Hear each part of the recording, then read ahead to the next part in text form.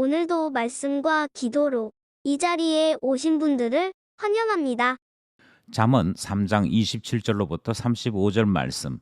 지혜의 사람은 지금 기도하고 찬양합니다. 지금부터 본문을 읽겠습니다. 내 손이 선을 베풀 힘이 있거든 마땅히 받을 자에게 베풀기를 아끼지 말며 내게 있거든 이웃에게 이르기를 갔다가 다시 오라 내일 주겠노라 하지 말며 내 이웃이 내 곁에서 평안히 살거든 그를 해하려고 꾀하지 말며 사람이 내게 악을 행하지 아니하였거든 까닭 없이 더불어 다투지 말며 포악한 자를 부러워하지 말며 그의 어떤 행위도 따르지 말라. 대접해역한 자는 여호와께서 미워하시나 정직한 자에게는 그의 교통하심이 있으며 악인의 집에는 여호와의 저주가 있거니와 의인의 집에는 복이 있느니라. 진실로 그는 거만한 자를 비웃으시며 겸손한 자에게 은혜를 베푸시나니 지혜로운 자는 영광을 기업으로 받거니와 미련한 자의 영달함은 수치가 되느니라.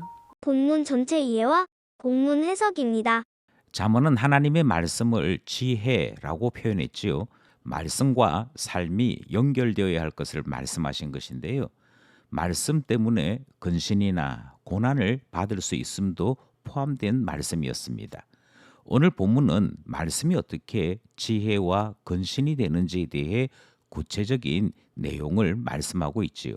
끝부분에서 하나님께서 인생을 어떻게 평가하시는지를 통해 신앙으로 살 것을 권면하는 말씀으로 끝을 맺습니다. 본문을 살펴보겠습니다. 첫 번째 문단은 27절로부터 31절입니다. 지혜를 가진 자는 기도합니다. 27절로부터 31절이 5개의 구절인데 이 5개의 구절은 부정명령으로 시작되는 문장 형식을 가지고 있습니다. 5개의 구절이 모두 이웃에 대한 말씀으로 역시 통일성을 가지고 있습니다. 그런 점에서 27절로부터 31절을 첫 문단으로 보고 이 본문을 해석하는 것이지요. 먼저 27절, 28절에서는 이웃에게 선을 아끼거나 선행하기를 지체하는 일 하지 말라 그렇게 말씀하십니다. 이 말씀을 살펴볼 때 하나님은 자신이 속해 있는 공동체의 신자가 매우 성실하게 행동해야 될 것을 말씀하시는 것이고 하나님은 공동체에 대해 매우 관심이 많으시다 하는 사실을 알 수 있지요. 따라서 하나님 말씀을 따라 자기와 자기의 가족들만 챙기고 살아가는 삶이 말씀 때문에 교정되고 바뀌는 것을 우리는 경험하게 되는 것입니다.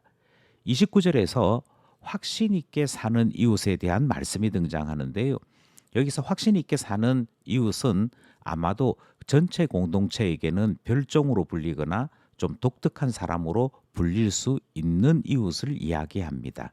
그럼에도 그가 확신 있게 산다고 해서 나쁜 짓 해서는 안 될 것을 말씀하시는 것이고요. 30절 말씀에서는 이웃에게 거짓 고발을 하지 말라 그렇게 경고하십니다.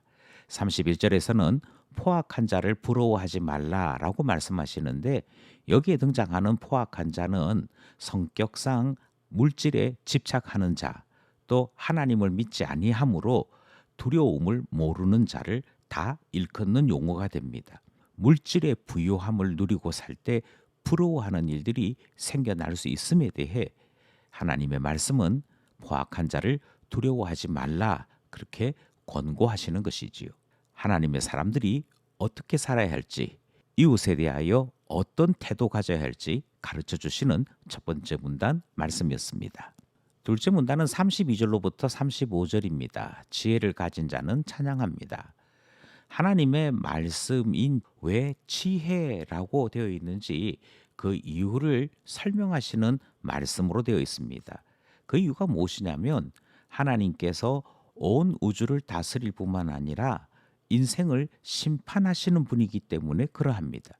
결국 심판하시는 분을 따라 잘 살았다면 지혜 있는 자이고 심판하시는 분과 전혀 다른 방향으로 살았다면 그는 하나님 앞에 어리석은 자가 되는 것 그것을 말씀하시는 것이지요. 그렇게 볼 때 하나님께서는 악인과 의인을 구분하신다 하는 말씀으로 둘째 문단이 시작합니다. 먼저 32절에 패역한 자가 소개되고 있습니다. 여기에 등장하는 패역한 자는 문자적으로 잘못된 길을 계속 가는 자라는 뜻을 가지고 있습니다.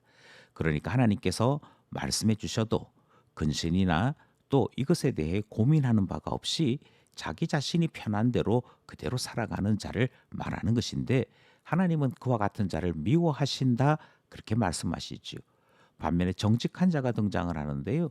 이 정직한 자의 말뜻은 하나님을 잘 아는 자, 그러니까 신자이면서 하나님을 경외하는 자를 이야기합니다. 하나님은 정직한 자를 긴밀하게 대하십니다. 가까이 대하신다 하는 것인데요. 그의 모든 것과 함께 하신다 하는 의미를 담고 있지요. 33절에 여호와는 악인에게 저주를, 의인에게 복 주신다 그렇게 말씀하시므로 의인으로 살아야 할 것을 가르치는 말씀이고요. 34절에서는 거만한 자를 비웃고 겸손한 자에게 은혜를 주신다라고 성경이 가르치고 있습니다. 여기 거만한 자를 하나님께서 비웃으신다라고 표현한 이 표현은 시편 2편의 세상 왕들로 바뀌어 표현되기도 합니다. 그러니까 권력이 있거나 힘이 있거나 자기 자신의 삶에 대해 자신이 있는 사람들은 하나님의 말씀을 겸손히 받아들이지 않는데, 바로 그들이 결국은 하나님의 심판날에 비웃음 받게 될 것이다. 그것을 가르치는 것이지요. 35절은 결론을 이렇게 내립니다. 하나님의 지혜의 말씀을 따라 살고 있는 지혜자들에게 하나님은 영광을 주신다. 그러나 하나님의 지혜를 거부하고 자기 뜻대로 자기 생각에 갇혀 사는 미련한 자는 수치 당하게 된다. 이렇게 말씀하시므로 지혜 있는 자로 사는 것의 아름다움이 무엇인지를 말씀하시는 둘째 문단 살펴보았습니다. 말씀을 따라 기도하며 결단해 봅시다. 첫 번째 기도 제목은 하나님은 신자들이 말씀으로 훈련받아 더 넓은 포용력 가질 것을 교훈하십니다. 생각이 달라도, 서로가 가지고 있는 강조점이 달라도, 그러나 자기 소신을 가지고 사는 형제들 받아들이라 그렇게 말씀하시는 것 들었기 때문이지요. 그러므로 기도하기를 모든 신자들이 온 세상 품을 수 있는 하나님 자녀 되기를 기도하게 되는 것입니다. 둘째 기도 제목은 하나님은 소신 있는 이웃과 자신만 옳다 하는 패역한 자를 구분하십니다. 그런데 하나님은 구분하시는데 우리는 종종 자기 자신만 옳다 하는 생각과 소신 사이에 혼돈을 일으킬 때가 있지요. 어떤 것은 소신이기 때문에 지켜야 할 것이 있습니다. 하지만 어떤 것은 나 자신이 가지고 있는 독선이기에 바꿔야 할 것도 있습니다.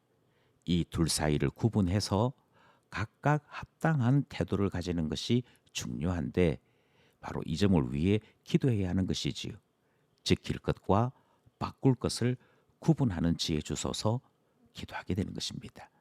마지막 기도는 지혜의 말씀을 품는 자가 지혜로운 자이다. 이 말씀 따라 매일매일 하나님의 지혜의 말씀을 대하고 그 말씀을 따라 기도하는 일은 대단히 소중하고 가치로운 일이기에 말씀과 기도로 지혜롭게 하옵소서 기도하게 되는 것이지요. 오늘도 말씀과 기도로 지혜의 삶을 살아가는 우리 모두 되기를 간절히 소원합니다.